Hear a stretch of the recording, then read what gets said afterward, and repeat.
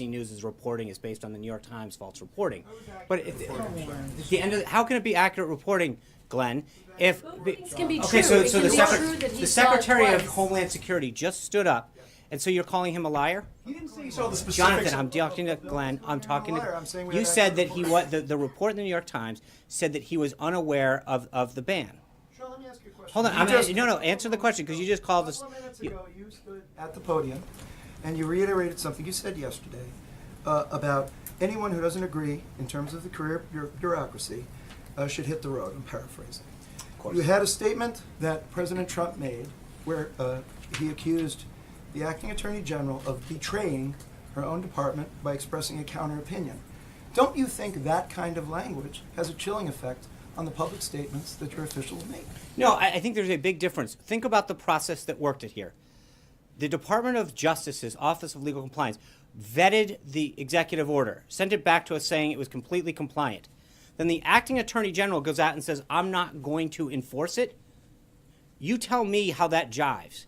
Because at the end of the day, if the acting attorney general has an office under her jurisdiction that says that something is legal and compliant, and then she gets out there and says, I'm not going to enforce it, that doesn't sound like an attorney general that is upholding the duty that she swore to uphold.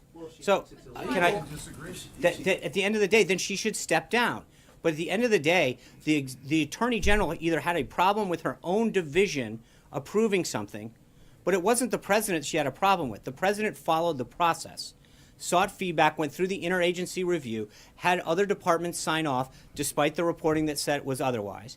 He got, hold on, guy, Betrayal. David. That's a very hard word. why don't we just let me answer Glenn so we can be polite now, huh? And what the answer is that we went through the process. The Office of Legal Compliance came back and said this is a compliant executive order, it's fully legal, and it can be executed.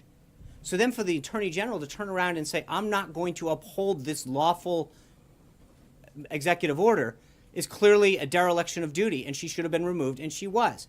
So that I mean, I just, it is odd to me that we're having a discussion about somebody whose job it is to execute lawful orders, who chose not to do it, hold on, who chose not to do it, and then we're questioning whether or not we were right to remove her. That's the right thing to do. And if you looked at the folks from the right and the left, constitutional scholars this morning, they said we might not agree with some of the policies or the political or the party of the president, but he was right to do this. He had every right. Why use the word betrayal? Because the which has- department's job is to execute. I mean, they're the Department of Justice, and if you have a legally executed order, and the attorney general says, "I'm not going to execute it," that clearly is a betrayal of what she's supposed. Define the word I'm not going to betrayal. define the word, Glenn. Yeah.